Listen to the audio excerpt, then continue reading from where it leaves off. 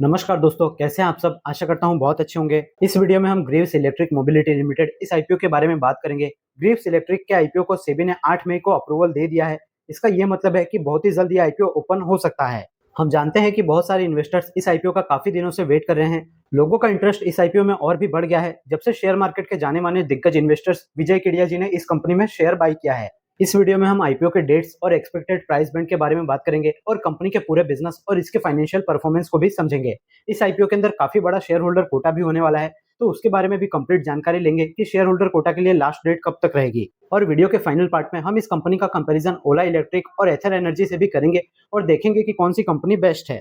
सबसे पहले कंपनी के बारे में बात करें तो ग्रीव्स इलेक्ट्रिक मोबिलिटी लिमिटेड इस कंपनी की शुरुआत 2008 से हुई है, यानी कि लगभग 15 से 17 साल इस कंपनी को हो चुके हैं। ये कंपनी इलेक्ट्रिक टू व्हीलर्स और इलेक्ट्रिक के थ्री व्हीलर्स भी बनाती है, जो बिजनेस टू कंज्यूमर यानी डायरेक्ट कंज्यूमर को और B2B यानी डायरेक्ट बिजनेस टू बिजनेस को सप्लाई भी करती है। कुछ इस तरह से कंपनी के थ्री व्हीलर आप देख सकते हैं, जिनको लोडिंग वगैरह के लिए कॉमर्शियल यूज के लिए इस्तेमाल किया जाता है। कुछ थ्री व्हीलर इस कंपनी के ई रिक्शा टाइप के होते हैं, जो कि कम स्पीड में चलते हैं, और ये जो पैसेंजर लोडिंग व्हीकल्स होते हैं ये थोड़ी ज्यादा स्पीड में भी कैरी कर सकते हैं। और इस कंपनी के मेन प्रोडक्ट इसके टू व्हीलर के बारे में बात करें तो ये कंपनी इलेक्ट्रिक व्हीकल यानी स्कूटर टाइप के व्हीकल बनाती है। एम्पियर ब्रांड से इसके कंपनी के प्रोडक्ट हमें मार्केट में देखने को मिल जाते हैं। कुल मिला के ये company two wheeler three wheeler इन सभी सेगमेंट के अंदर अलग अलग सेगमेंट के अंदर बिजनेस करती है। पर्सनल यूज के लिए भी आप इसके व्हीकल्स को खरीद सकते हैं, बिजनेसेस वगैरह के लिए भी, और ट्रांसपोर्टेशन कमर्शियल यूज के लिए भी इनके प्रोडक्ट को इस्तेमाल किया जा सकता है। 30 सितंबर 2024 के हिसाब से तमिलनाडु और बिहार स्टेट के अंदर इलेक्ट्रिक व्हीकल के अंदर 5% का मार्केट शेयर ये कंपनी रखती है। इस कंपनी के फाइनेंशियल परफॉर्मेंस की बात करें तो लगातार ये कंपनी लॉस रिपोर्ट कर रही है। फाइनेंशियल ईयर 2022 के अंदर कंपनी ने 500 करोड़ का रेवेन्यू और 45 करोड़ का नेट लॉस रिपोर्ट किया था। अगले साल 2023 के अंदर रेवेन्यू तो अच्छा ग्रो हुआ है, डबल से ज्यादा ग्रोथ हुआ, 1156 करोड़ का रेवेन्यू। हालांकि उसके अगले साल यानी फाइनेंशियल ईयर 2024 के अंदर कंपनी के फाइनेंशियल्स बहुत ही ज्यादा बिगड़ते हुए नजर आए। रेवेन्यू आधा हो गया, 641 करोड़ का कंपनी ने रेवेन्यू रिपोर्ट किया और कंपनी ने 691 लगभग 700 करोड़ के आसपास का नेट लॉस रिपोर्ट किया, यानी रेवेन्यू से भी ज्यादा कंपनी ने लॉस रिपोर्ट किया है। फाइनेंशियल ईयर 2025 के अंदर सिर्फ 2 क्वार्टर यानी 6 महीने की बात करें तो कंपनी ने 312 करोड़ का रेवेन्यू और 106 करोड़ का नेट लॉस रिपोर्ट किया है। कंटिन्यूअसली ये कंपनी लॉस ही रिपोर्ट कर रही है और 2024 के अंदर तो इस कंपनी ने काफी बड़ा लॉस रिपोर्ट किया था। कंपनी के पास जो रिजर्व एंड सरप्लस पड़ा हुआ है वो भी लगातार घटता हुआ नजर आ रहा है। फाइनेंशियल ईयर 2023 के अंदर वो 1065 करोड़ था, वो घट के 363 करोड़ रह गया है। एक अच्छी चीज यहाँ पर यह नजर आती है कि इस कंपनी के ऊपर सिर्फ 47 करोड़ का कर्जा है, यानी कि ये कंपनी पूरी तरीके से डेट फ्री कंपनी है। अब हम इस आईपीओ के सभी डिटेल्स के बारे में बात करें तो इस कंपनी ने 26 दिसंबर 2024 को सेबी के पास अपना डीआरएचपी सबमिट किया था। 8 मई 2025 को सेबी ने इस आईपीओ को अप्रूवल दे दिया है। ग्रीव्स इलेक्ट्रिक के आईपीओ का साइज काफी बड़ा होने वाला है और इस आईपीओ के अंदर फ्रेश इशू और ऑफर फॉर सेल दोनों होने वाला है।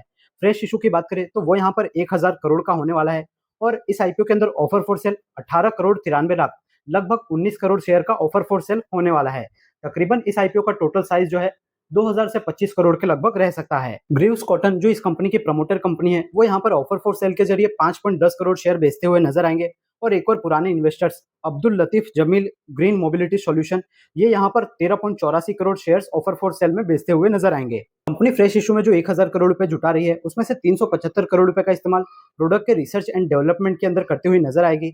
83 करोड़ रुपए का इस्तेमाल company in house battery assembly इसकी जो कैपेसिटी है उसको लगाने के अंदर करेगी। 60 करोड़ और 73 करोड़ रुपए का इस्तेमाल कंपनी इसकी जो अलग अलग दूसरी सब्सिडरी है एमएलआर ऑटो और बीएपीएल उसके अंदर उनकी मैन्युफैक्चरिंग कैपेसिटी के अंदर और उस कंपनी के अंदर और भी ज्यादा स्टेक एक्वायर करने के लिए इस्तेमाल करेगी। बाकी का अमाउंट कंपनी अपने पास रखेगी और अगर इसको कोई मौका मिलता है फ्यूचर में किसी छोटी कंपनियों को एक्वायर करने का तो उसके अंदर उसका इस्तेमाल करेगी। ये आईपीओ जब आएगा तब इसके शेयर जो है 1 रुपए की फेस वैल्यू पे आएंगे, यानी कि स्प्लिट तो नहीं हो पाएगा आगे। और रिटेल कैटेगरी के लिए इस आईपीओ के अंदर सिर्फ 10% का रिजर्वेशन होगा, क्योंकि ये कंपनी पिछले 3 साल कंटिन्यूअसली लॉस ही रिपोर्ट कर रही है। ग्रीव्स इलेक्ट्रिक के आईपीओ के अंदर शेयर होल्डर कोटा भी होने वाला है। अगर आपके पास ग्रीव्स कॉटन का एक शेयर भी होगा तो आप इस आईपीओ के अंदर as a share holder quota में भी एलिजिबल होंगे।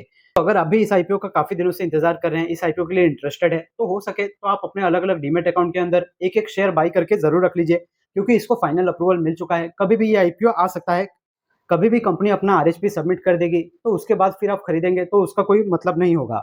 आईपीओ के एक्सपेक्टेड डेट की बात करें तो यह आईपीओ जून के सेकंड वीक थर्ड वीक के अंदर आ सकता है। अगर मार्केट की कंडीशन थोड़ी अप एंड डाउन होती है तो इस आईपीओ के जुलाई के अंदर आने के चांसेस काफी ज्यादा है।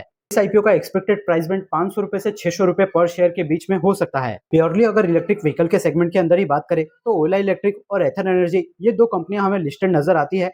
इन दोनों का रेवेन्यू अगर आप देखेंगे तो 50,000 करोड़ और 17-18 हजार करोड़ के लगभग नजर आता है। उसके सामने इस कंपनी का रेवेन्यू सिर्फ 601,000 करोड़ के लगभग ही है। तो साइज में ग्रीव्स इलेक्ट्रिक ये कंपनी काफी छोटी है। ग्रीव्स इलेक्ट्रिक मोबिलिटी इसका जो प्रोडक्ट है वो आपको एम्पियर ब्रांड से आपके आसपास नजर आ जाएगा, आपने शोरूम वगैरह देखा होगा। फाइनल पार्ट में बात कर लेते हैं कि किस तरह से ये कंपनी जो है ओला इलेक्ट्रिक और एथर एनर्जी इन दोनों ही कंपनियों से अच्छी है। तो देखिए, एक चीज जो यहाँ पे अच्छी नजर आ रही है कि इस कंपनी के ऊपर किसी भी प्रकार का कोई कर्जा नहीं है। बाकी जो दो कंपनियां थी ओला इलेक्ट्रिक और एथर एनर्जी, दोनों ही कंपनियों पे काफी ज्यादा हेवी कर्जा देखने को मिल रहा था। और ग्रीव्स इलेक्ट्रिक ये कंपनी ओला इलेक्ट्रिक और एथर एनर्जी की तरह इन दोनों की तरह सिर्फ ऐसा ही नहीं है कि सिर्फ टू व्हीलर ही बनाती है। ये कंपनी थ्री व्हीलर, कॉमर्शियल और पर्सनल यूज के लिए भी बनाती है। इसके अलावा टू व्हीलर के अंदर स्कूटी, और अब ये कंपनी जो है इलेक्ट्रिक व्हीकल्स के अंदर बाइक वगैरह भी, हाई स्पीड की बाइक वगैरह लॉन्च करने की भी तैयारी में है। यानी ये कंपनी अपने बिजनेस के लिए सिर्फ एक ही प्रोडक्ट पर डिपेंडेंट नहीं है। टू व्हीलर, थ्री व्हीलर, हर तरह के प्रोडक्ट को सेल करके ये कंपनी रेवेन्यू अचीव कर सकती है। अभी इस कंपनी का जो है मार्केट कैप काफी छोटा है, अभी इस कंपनी को काफी ग्रोथ करना बाकी है, काफी छोटे साइज की ये कंपनी है। तो स्मॉल कैप टाइप की जो कंपनियां होती है उसके अंदर ग्रोथ हमें एक्सपोनेंशियल काफी ज्यादा देखने को मिल सकता है। तो मुझे तो पर्सनली ये कंपनी काफी अच्छी नजर आ रही है। और जैसा कि हम जानते हैं कि आने वाला जो फ्यूचर है वो सिर्फ इलेक्ट्रिक व्हीकल्स का होने वाला है। तो जिस कंपनी का रिसर्च एंड डेवलपमेंट करके प्रोडक्ट बेस्ट क्वालिटी का नजर आएगा, वो कंपनी फ्यूचर के अंदर काफी अच्छा खासा मार्केट शेयर गेन कर सकती है। और इस कंपनी के पास उसके काफी अच्छे मौके नजर आ रहे हैं। आपका ओपिनियन क्या है ये मैं जानना चाहूंगा। आपके हिसाब से कौन सी कंपनी अच्छी है, ओला इलेक्ट्रिक, एथर एनर्जी, या फिर अगर आपने एम्पियर इसका प्रोडक्ट यूज किया है, या फिर कोई और कंपनी, ये आप कमेंट सेक्शन में जरूर बताइए। ऐसे इस आईपीओ से रिलेटेड इन फ्यूचर कोई भी ऑफिशियल अपडेट सामने निकल के आती है ग्रीव्स इलेक्ट्रिक मोबिलिटी इस आईपीओ से रिलेटेड, तो सारी की सारी अपडेट सबसे पहले आपको हमारे चैनल के थ्रू देखने को मिल जाएगी। तो आप हमारे चैनल के साथ जुड़ के जरूर रहिए।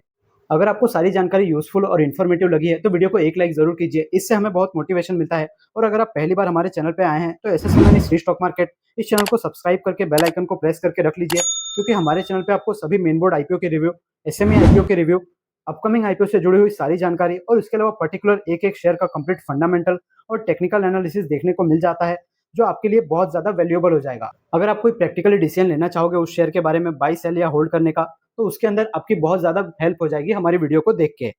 स्टॉक एनालिसिस की हमने एक कंप्लीट प्लेलिस्ट भी बना रखी है, जिसके अंदर अभी तक हमने 24 शेयर्स का कंप्लीट एनालिसिस कर लिया है। तो वो प्लेलिस्ट काफी ज्यादा वैल्यूएबल है, आप उसके वीडियोस को जरूर चेकआउट कीजिए। हीरो फिनकोर के आईपीओ भी सेबी ने अपनी मंजूरी दे दी है, तो इसके भी रिव्यू का कंप्लीट वीडियो हम डाल चुके हैं।